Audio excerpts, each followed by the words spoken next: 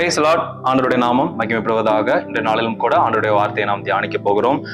லூக்கா 17வது அதிகாரம் அதனுடைய 5-6வது வசனம். லூக்கா 17:5-6. அப்பொழுது அப்போஸ்தலர் கர்த்தரை நோக்கி, எங்கள் விசுவாசத்தை வர்த்திக்க பண்ண வேண்டும் என்றார்கள். அதற்கு கர்த்தர், கடுகு விதையளவு விசுவாசம் உங்களுக்கு உண்டாயிருந்தால் நீங்கள் இந்த காட்டத்தி மரத்தை நோக்கி, நீ வேரோடே பிடுங்குண்டு கடலிலே நடப்படுவாயாக என்று சொல்ல அது உங்களுக்கு கீழ்ப்படியும். 5 வாசிக்கிறேன். அப்பொழுது அப்போஸ்தலர் கர்த்தரை நோக்கி, எங்கள் விசுவாசத்தை வர்த்திக்க பண்ண வேண்டும் என்றார்கள். ஆண்டவருடைய மையப்படுவதாக. இந்த வேத பகுதியும் நமக்கு நல்லா தெரிந்த ஒரு வேத பகுதி தான். ஆண்டவராக இயேசு கிறிஸ்துவின் சீஷர்கள் அவரிடத்துல கேட்கிறாங்க, எங்களுடைய விசுவாசத்தை வர்த்திக்க பண்ணும், அதாவது இன்க்ரீஸ் அவர் ஃபெய்த், எங்களுடைய விசுவாசத்தை இன்னும் நிறைய பெருக செய்யுங்க, வளர செய்யுங்க அப்படின்னு இயேசுவின் இடத்துல அவருடைய சீஷர்கள் கேட்கிறாங்க. ஆண்டவர் நம்மளிடத்துல எதிர்பார்க்கிற ஒரு விஷயம் என்னன்னா, நாம அவர் மீது அதீத நம்பிக்கை வைக்க வேண்டும். அதாவது அவர் மீது ஒரு மாறாத அதாவது ஒரு எதிர்மறையான அப்பப்போ அப்படிங்கிற மாதிரி இல்லாம எப்பொழுதும் முழு நம்பிக்கையோடு நாம் தேவனை சார்ந்து இருக்கணும், அவரை விசுவாசிக்கணும் அப்படிங்கிறத இயேசு கிறிஸ்து நம்ம இடத்துல எதிர்பார்க்கிற ஒரு விஷயம். அதை எப்படி எதிர்பார்க்கிறார் அப்படின்னா, எடுத்த உடனே நாம பெரிய அளவுல விசுவாசத்துல காரியங்களை நம்மளால சாதிக்க முடியாது. கொஞ்சம் கொஞ்சமா தான் என்ன பண்ண முடியும், விசுவாசத்தை நாம நம்மளுடைய லைஃப்ல பிராக்டிஸ் பண்ண முடியும். நிறைய மெசேஜ்ல நீங்க கேட்டிருப்பீங்க, நிறைய காரியங்களை நீங்க லேர்ன் பண்ணியிருப்பீங்க. எந்த ஒரு மனிதனாலுமே எடுத்த உடனே நான் பெரிய அளவுல என்கிட்ட விசுவாசம் இருக்கு அப்படின்னா அது நாளடைவுல என்ன பண்ணும் அப்படின்னா நிச்சயம் அது நிலைத்துன்னு இருக்காது. ஆனா கொஞ்சம் கொஞ்சமா விசுவாசத்தை நம்மளுடைய லைஃப்ல என்ன பண்ணணும், பிராக்டிஸ் பண்ணணும். அதான் அந்த சீஷர்கள் கேட்கிறாங்க, எங்க விசுவாசத்தை நீங்க என்ன பண்ணுங்க, பெருக செய்ய எங்களுக்கு உதவி செய்யுங்க. இன்றைக்கு நாம் ஆண்டவரிடத்துல அதை கேட்க வேண்டியது ஒரு அவசியம். அதை யாரு கேட்கிறா அப்படின்னா, வேதத்துல அந்த 5வது வசனத்துல அழகா மென்ஷன் பண்ணியிருக்கு, அப்போஸ்தலர். இன்றைய நாட்கள்ல வேதத்துல புதிய ஏற்பாட்டுல நிறைய புத்தகங்கள் எழுதுனது யார் அப்படின்னா அப்போஸ்தலர்கள். அவர்களுடைய டீச்சிங்ஸை நிறைய நம்ம என்ன பண்றோம், நம்மளுடைய லைஃப்ல ஃபாலோ பண்றோம், அதை நம்ம நிறைய ப்ரீச் பண்றோம், நிறைய அதை தான் நம்ம என்ன பண்றோம், ஆண்டவருடைய வார்த்தையா நம்ம எடுத்துக்கொள்கிறோம்.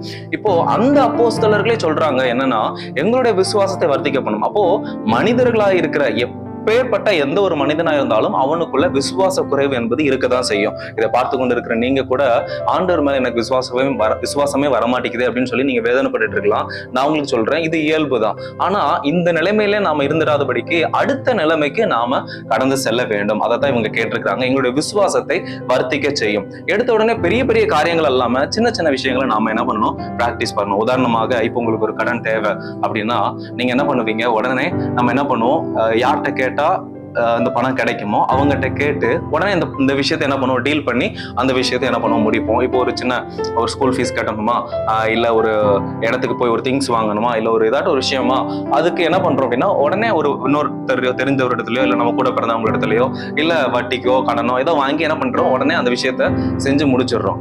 ஆனா இதை தேவன் நம்ம இடத்துல எதிர்பார்க்காம மாறா நாம விசுவாசத்துல வளரணும் அப்படின்னா நாம இந்த விஷயத்துல என்ன செய்யணும்னா, ரொம்பவே எளிமையானது விஷயம் தான். ஆண்டவரிடத்துல கேட்கணும்.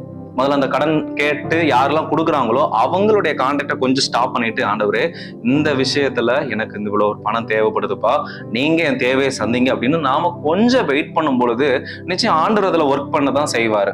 மாறாக நம்மளே எல்லா விஷயத்தையும் செய்யும் பொழுது ஆண்டவர் ஏன் அதுல ஒர்க் பண்ணணும், அதான் உனக்கு தான் இவ்வளவு கடன் கொடுக்கறவங்க இருக்கிறாங்கல்ல, உனக்கு இவ்வளவு பண தேவையை சந்திக்கிறவங்க இருக்கிறாங்க, அதுல நான் ஏன் அதுல அற்புதத்தை செய்யணும் அப்படின்னு ஆண்டவர் அமைதியா இருப்பார்.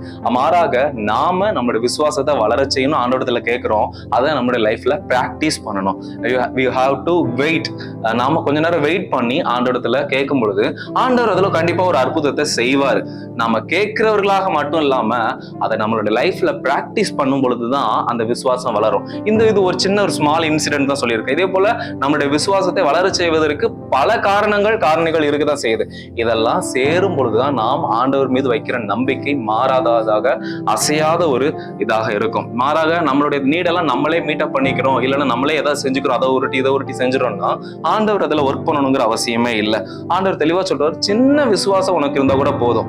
இன்றைய நாட்கள்ல பெரிய பிரச்சனை என்னன்னா, அந்த சின்ன அளவு விசுவாசம் கூட நமக்கு இல்லாம நம்ம என்ன பண்ணிடுறோம் அப்படின்னா, நிறைய சூழ்நிலைகள், நிறைய உலக இன்ஃப்ளூயன்ஸ், அதாவது உலகத்தின் மூலமாக வருகிற மற்ற நபர்கள் மூலமாக வர்ற தாக்கத்தினால நம்ம பாதிக்கப்பட்டு நம்மளும் சோர்ந்து போகிறோம். ஆண்டவர் அதை எதிர்பார்க்கவே இல்லை. அதாவது விசுவாசத்தை குறித்து பைபிள் என்ன சொல்லுது, அதை நம்ம ஃபாலோ பண்ணணும்னு தான் ஆண்டவர் நம்மிடத்துல எதிர்பார்க்கிறார். அதனால இப்படிப்பட்ட சின்ன சின்ன விஷயங்கள்ல நாம கொஞ்சம் ஸ்ட்ரிக்டா நம்ம கொஞ்சம் ஃபாலோ பண்ணும் பொழுது நிச்சயம் நம்மளுடைய விசுவாசம் வளரும். இந்த காரியமும் உங்களுக்கு ஆசீர்வாதமா இருக்கும். நீங்க இதை குறித்து தியானிங்க. Thank you. God bless you. Have a nice day.